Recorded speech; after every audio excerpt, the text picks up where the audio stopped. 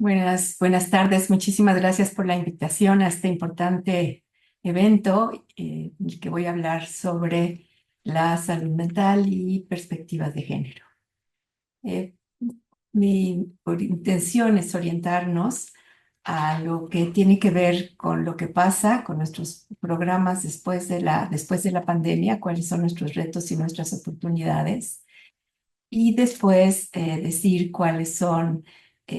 las vías o las políticas que sería importante atender dados estos nuevos problemas y temas que nos llaman a mejorar la atención de la salud mental. Decir para iniciar que es importante tomar un modelo de salud pública que nos permita atender no solamente el cuidado, no solamente la atención y el tratamiento, sino también todos los factores ambientales y determinantes sociales que anteceden o siguen a la presencia de un trastorno en una familia, en la comunidad y en general en el país.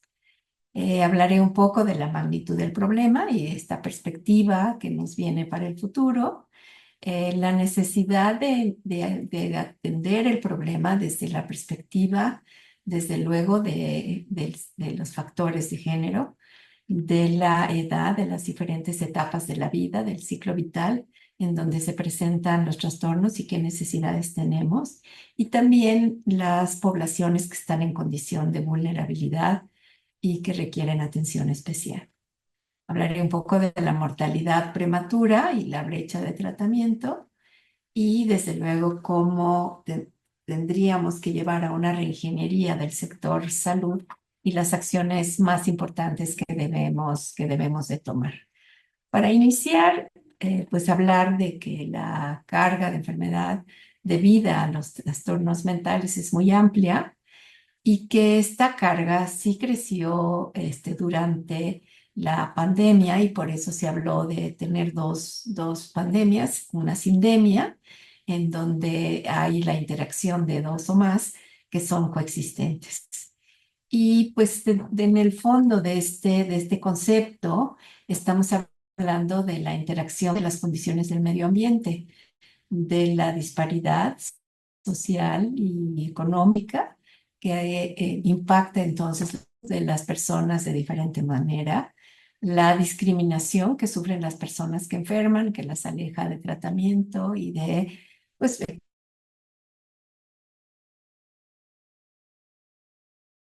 derechos humanos, también de la enfermedad y que todos estos factores aumentan la carga de la enfermedad. En los estudios de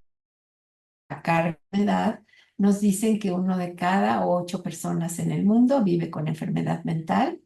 En México, en el 2019, o sea, era antes de la pandemia, había 15,7 millones de personas con algún trastorno mental y en el 2021 subió a 18,1 millones, quiere decir que hubo un incremento de la carga, es decir, de los días vividos sin salud o de la mortalidad prematura, de 15%.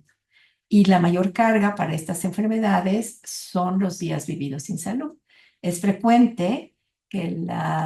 que la enfermedad mental reciba un presupuesto inferior porque por tradición el mayor presupuesto se ha dado a las enfermedades que causan una muerte rápida.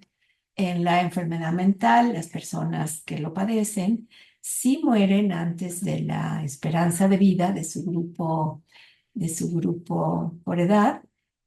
pero viven muchos días con enfermedad. Por esta razón, pues no ha sido considerada como una prioridad y se ha dejado fuera del sistema de salud, es decir, con atención que no está incorporada al sistema. La magnitud del problema, como que acabamos de mencionar, es tan grande que si no hacemos una incorporación y una integración de la atención a la enfermedad mental y su prevención dentro del sistema global de salud, pues no vamos a poder atender este gran reto que tenemos enfrente. Por el incremento de la esperanza de vida, se ha incrementado también los trastornos por demencia y pues y problemas que presentan las personas en el momento de envejecer. Entonces el reto es muy grande y a la hora de preguntarnos cómo es esta situación en hombres, las mujeres eh, tenemos más trastornos de depresión y ansiedad y los hombres más trastornos de conducta y también por abuso de sustancias. Esta diferencia no, sin embargo, no implica que la población masculina no tenga trastornos depresivos o de ansiedad. De hecho, estos trastornos de depresión durante la pandemia aumentaron para hombres y mujeres. En las mujeres, la tasa por 100.000 habitantes para todas las edades aumentó de 533 en 1990 a 1.140 en el 2020. Esta es la magnitud del crecimiento de la depresión. En los hombres, en el mismo periodo, aumentó de 308 a 566, o sea, hubo un aumento importante, muy por debajo todavía de lo que padecen las mujeres. El incremento más considerable se dio del 2019 al 2020 y este mismo patrón se observó para los trastornos de ansiedad. En las mujeres, los días vividos sin salud en 1990 fueron de 400 por cada 100.000 habitantes y de 741 en el 2020. Y en los hombres el aumento fue de 237 a 404 en el mismo periodo. ¿Qué es lo que vimos en cuanto a los factores de edad de las personas que tienen que tuvieron este trastorno antes y después del COVID-19 es que en las mujeres la depresión en el 2019 tiene un comportamiento muy parecido al del 2021 y que en estos factores vemos un crecimiento sobre todo en la edad joven y aspectos más parecidos a lo que había en 2019 observados en 2021 en lo que fue en la tercera edad.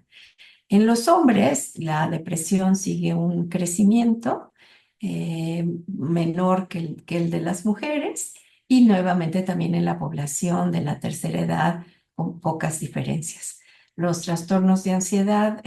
también en las mujeres son más frecuentes en las poblaciones más jóvenes y este mismo fenómeno se observa en los hombres, en ambos casos, hacia la tercera edad, el trastorno de ansiedad tiende a disminuir.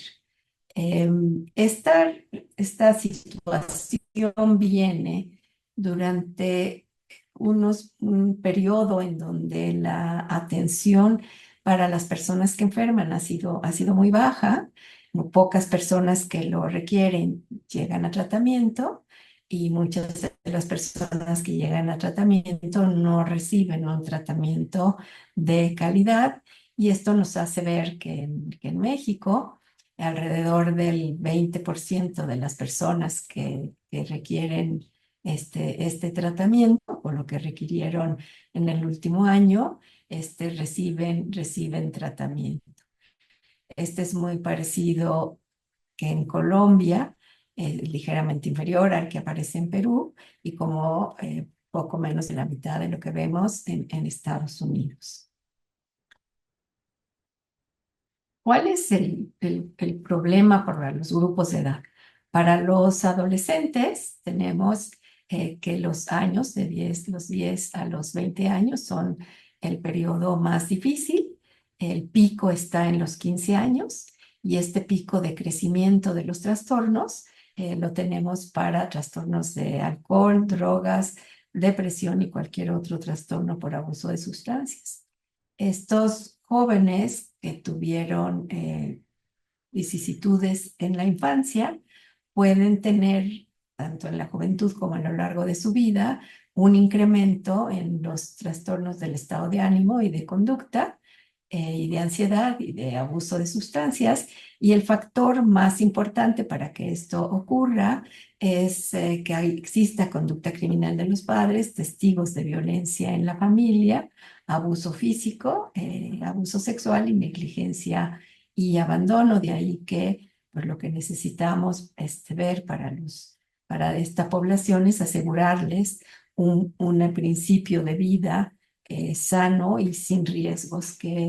el vivir en ambientes con riesgo es uno de los factores determinantes sociales que más se asocian con el riesgo de enfermar mentalmente. En el caso de las mujeres, lo que vemos muy claramente es que en esta idea de cuidados ha habido una sobrecarga sobre la mujer. El 80% de las personas que cuidan enfermos con enfermedad mental, personas con enfermedad mental, son mujeres, tienden a tener empleos menos seguros porque buscan empleos que les permita al mismo tiempo cuidar a enfermos, cuidar a los hijos, atender a la familia. Y pues esta situación de mayor pobreza se acentúa cuando se tienen que vivir y cuidar a pacientes que son enfermos mentales, que es una enfermedad crónica que dura muchos años y que tiende a no haber en el medio ambiente las suficientes condiciones para que puedan estos pacientes salir de los hospitales y regresar a la comunidad. De ahí lo que se recomienda en este caso, así como en los niños y adolescentes, es procurar ambientes seguros. En el caso de las mujeres, es hacer una retribución económica a su trabajo no remunerado que les permita pues tener una vida de mejor trabajo, de más seguridad, y que les, digamos, les ayudemos a que no tengan trastornos mentales en mayor proporción a los que no cuidan, a los que no cuidan enfermos. El otro factor que hace que los enfermos mueran eh, en estos de 10 a 20 años antes de la esperanza de vida está asociada con muchos factores, entre otros, que la manera como se da la atención en hospitales de una sola especialidad hace no se traten la comorbilidad en estos pacientes, aunque en los hospitales se puede hacer una canalización y recomendar que vayan a otros hospitales para atender sus otros trastornos. Esto acaba no siendo muy frecuente. Hay un problema de comunicación entre los médicos y los enfermos, sobre todo los enfermos graves, que tienden a tener más problemas de obesidad, diabetes, asma, hipertensión, artritis, úlcera, trastornos del corazón, trastornos crónicos de dolor de cabeza y múltiples zonas de dolor en sus organismos. Hacen que estas personas vivan con esos trastornos y no sean atendidos, de tal manera que la recomendación es modificar el- el- la visión para poder tener centros de tratamiento que ven a la persona más que a la enfermedad, de tal manera que puedan atenderse en todos los trastornos al mismo tiempo. Y que estos factores que hacen que mueran temprano también se asocian con incremento en el riesgo en morir. Si bien sabemos que viven muchos años, también sabemos que la comorbilidad importa porque van a morir por las enfermedades que son comórbidas y que no son atendidas, que serían entre 11,6 y 3,0 más riesgo de diabetes, hipertensión, infarto, trastornos cardiovasculares, enfermedad crónica del pulmón, asma, úlcera péptica, artritis y cáncer. Es decir, esta gran comorbilidad les hace tener más riesgo de morir por estos otros trastornos porque muchas veces no reciben el tratamiento adecuado. El tipo de trastorno, los trastornos más graves, se asocian más con muerte más temprana. También cuando hay un inicio temprano en la enfermedad, tienden a tener menor esperanza de vida. Porque muchos pacientes, sobre todo aquellos que padecen de esquizofrenia, excesivo de tabaco, porque la nicotina les da ciertos beneficios que deberían de buscarse a través de otras medidas que no estén tan asociadas con la enfermedad y la muerte, y desde luego también mejorar su dieta. Tienen poca motivación para buscar ayuda. La mayor parte de las barreras para no buscar ayuda son actitudinales, que les da pena, que sienten que podían hacerlo solos, etcétera, vergüenza, y entonces la lucha contra el estigma y la discriminación son muy importantes, pero también pues formar a las personas con habilidades para buscar ayuda cuando lo necesitan. También la posición socioeconómica por el menor acceso a los servicios y a una vida digna. Y también para las mujeres, parte de las barreras tienen que ver con barreras estructurales, en donde el hecho de no tener en dónde dejar a los hijos,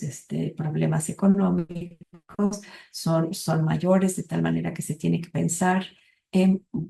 poner la atención cerca de donde viven las personas, proporcionar los medicamentos también cerca de donde viven las personas y hacer un seguimiento en las clínicas de primer nivel. Para ello necesitarán someterse a una reestructuración que permita atender enfermedades crónicas dentro de estos lugares de atención de primer nivel y formar a los médicos, a las enfermeras, al personal de salud en estos primeros contactos y canalización o en la atención de medicamentos para el caso de los médicos que pudieran tratar depresión y trastornos de ansiedad. También una mejor canalización hacia sistemas para las personas eh, que digamos, no tienen respuesta a los medicamentos, son resistentes a ellos y que necesiten una atención más especializada como la de psiquiatras. También las personas que enferman tienen más riesgo de suicidio, de tal manera que deben de ser parte de los programas de prevención y atención del riesgo suicida. Y en México, pues tenemos este grave problema que los seguros médicos privados no incluyen a la enfermedad mental. Los nuevos modelos de bienestar que incluyen la atención farmacológica gratuita y también la atención médica y psicológica, pues ayudarán muchísimo a disminuir este riesgo temprano de morir que tienen los enfermos. Entonces, en pocas palabras y para concluir, que necesitamos una reforma del sector salud que incorpore la atención a la salud mental en el sistema de salud y que ésta se atienda en las clínicas de primer nivel, en los hospitales generales, en los hospitales especializados y para los pacientes que son resistentes al tratamiento en los hospitales psiquiátricos. La detección en el primer nivel de atención, eso es muy importante, hacer una correcta screening para poder saber quién tiene estos trastornos. Mucho se ha dicho que dadas las condiciones, es decir, el número de personas que en un momento de su vida tendrán una enfermedad mental, estamos hablando de alrededor de la mitad de la población, podemos pensar que como herramienta, como una estrategia inicial se pueda detectar a todas las personas que tienen este riesgo y se les dé la atención de acuerdo con sus necesidades. También, pues, digamos, habíamos hablado de la disponibilidad de medicamentos y cuidar el abasto para que puedan estar disponibles en los lugares cercanos. La incorporación al seguro social, pues, es afortunada porque tienen estos elementos ya de un programa de atención de medicamentos en farmacias, pero necesitamos aumentarla e incluir muy posiblemente a las farmacias privadas para que las personas puedan tener acceso a los medicamentos que necesitan. También necesitamos empoderar a las mujeres y reducir las actitudes machistas, incorporando a los hombres a programas de masculinidades para disminuir la violencia y atender a las personas que son sobrevivientes de violencia, pero también a las personas violentas y que tienen patología social. atención de las poblaciones vulneradas y comunidades en conflicto, que se vuelve muy importante porque estas comunidades en conflicto que han sufrido dosis importantes de violencia y desarrollan estrés postraumático, no podrán aprovechar medidas de desarrollo si no curan primero su enfermedad mental. Entonces, estas medidas deben de venir al mismo tiempo y los determinantes sociales, los más importantes son el secuestro, que están a veces muy asociados con la desaparición, también la violencia y la pobreza, de tal manera que trabajando sobre los factores que median entre estos determinantes sociales y la enfermedad mental y su atención será indispensable porque el solo tratamiento no será posible. Para los niños, espacios seguros, para los adolescentes y jóvenes, intervenciones psicosociales, modelos para atender agresividad y problemas de conducta, y también pensar que los jóvenes viven con trabajo no seguro, con pocas oportunidades de un trabajo que tenga prestaciones, de tal manera que es importante también trabajar en estos aspectos sociales, conocidos como determinantes sociales. Necesitamos atender emergencias, poder atender a riesgo suicida, personas que están intoxicadas, y con modelos que nos permitan reducir el uso de drogas y la prevención al desarrollo de dependencia. Necesitamos un nuevo sistema de cuidados que incorpore a las niñas y mujeres, y que termine con el trabajo no remunerado, eh, atender a las personas de la tercera edad y desde luego la atención paliativa, entendida como desde aquel momento en que la vida del paciente se ve comprometida y que le permita prepararse para la muerte y tener una muerte digna y sin dolor. De tal manera que sí, este nuevo sistema de cuidados tendría que incorporar a todos estos factores. Y entender que no es un factor solo del sector salud. Necesitamos un enfoque global, eh, que, eh, que incorpore el enfoque de género, y necesitamos, además de salud, una salud total que incorpore a toda la población, factores del medio ambiente como la seguridad, en el aire, en el agua y desde luego en los contaminantes que pueden sufrir algunos grupos sociales más que otros, como el plomo. eh, Desde luego el desarrollo social, educación, economía y trabajo, derechos humanos y seguridad para todos. Muchísimas gracias.